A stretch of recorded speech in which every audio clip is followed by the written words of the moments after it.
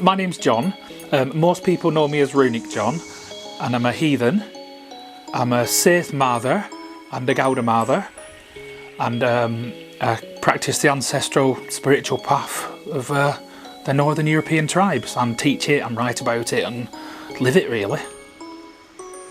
When I look back, when I was younger, I used to do all sorts of like pagany things, and we used to like build huts and live out on the moors and carry staffs and collect herbs and make magic potions and things. So I've been doing that since I was like really young, you know.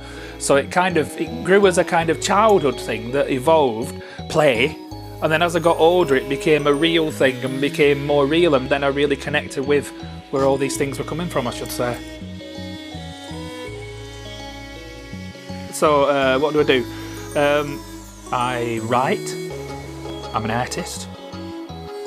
I run the Shamans Apothecary at festivals and events and things like that. I do healing. I practice Sith. I'm a practicing heathen, so I follow the ancestral path of Northern Europe. I follow the ways of my ancestors. I read runes. I do all sorts of different things. Shamanism is about entering into altered states of consciousness to perceive the other world, the spirit world, but to interact with it. So you can actually travel into the spirit world and experience that realm and meet beings that live within that realm, what some people might call mythic beings, spirit beings, various things like that. You can meet them one-to-one and experience. It's an experiential path. Somebody doesn't tell you, it's like this, you know, there's this thing, and you know, you've got to believe what I say, and it's like this. No, you don't do that at all. What you do is you go there yourself and you experience it, or you perceive, like you can enter into altered states of consciousness, look into people's bodies. You can see spirit in there, you can see illness, you can see various things, or you can go out into the wilds and you can change your consciousness and you can experience the other side of that place on a deeper level. I mean, in traditional societies across the world, people would use drums, people would use rattles. In Seth, people would use song as well, so chanting, song. Music has always played a big part in shamanism, yeah. And so has dance, music and dance together. You dance yourself into the spirit world.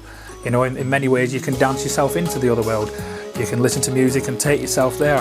And a good DJ and someone who can work you, it'll take you, it'll grab you, it'll lock you in, and it'll take you on a journey. If you can connect with it and allow it to take you, it can take you on a journey to the spirit world, yourself, and various things. It's just a modern way of entering into that zone, into that place. Plants, we've grown up with plants. Human beings, the human race, have grown up with plants forever. Plants know us and we know plants. We've lived together, we've had relationships, they've seen us grow, we've seen them grow, we've eaten them, they've eaten us. If you go on a journey with a plant, you'll have an experience, it might guide you. It's like going out with a new friend. You go out, you meet a new friend, a friend takes you places that they've been to but you've not been to before, and they show you, say, oh, check this out, this is fantastic, check this out, it's fantastic, this is what you're looking for, this is lovely. So they all have a different viewpoint. Whereas drugs, someone in China or Thailand in a laboratory, they'll take this over here, which is illegal, they'll alter a molecule and call it Happy Bobby. Or they'll take this and change that and they'll call it like Space Goat. And then they'll give it to someone, they've never tried it, they haven't got a clue what it does, they know it does something, they pass it on, people use it and they don't know the side effects or anything, it makes people ill. Now the plants that we have been around for thousands and thousands of years. And I would say thousands and thousands of years of use in tribal society is bloody much better quality testing than any laboratory can do in modern times, wherever you come from, whatever angle you're coming at. You're not telling me that any of these laboratories have tested their chemicals and their things like any of our plants that have been tested for thousands and thousands of years. I don't call myself a witch, but in the past, if this was 1647, I'd be burnt as fuck by now, let's put it that way, it's simple. Burn him is a witch, there's no point, he's got a nose, it's a carrot, burn him, like Monty Python and all that. I'd definitely be on a fucking pyre many years ago, and I don't care. The truth is, I don't care what anyone thinks about what I do, and I don't care anyone's perception of me. I'll do what I want, and my ancestors have been doing this for fucking ages, and I think I'm keeping it alive. Tell you the truth, I try not to interact with that reality out there and stay to my own reality and people who kind of understand where I come from. What's the point connecting with people who haven't got a clue? I'm not like a sheeple.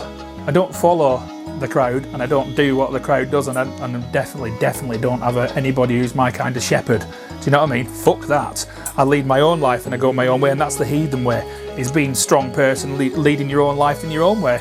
You know, leave the sheeple to run around and do what they're told. Us lot, we'll do what we want. Simple as that, so fuck what the neighbours think.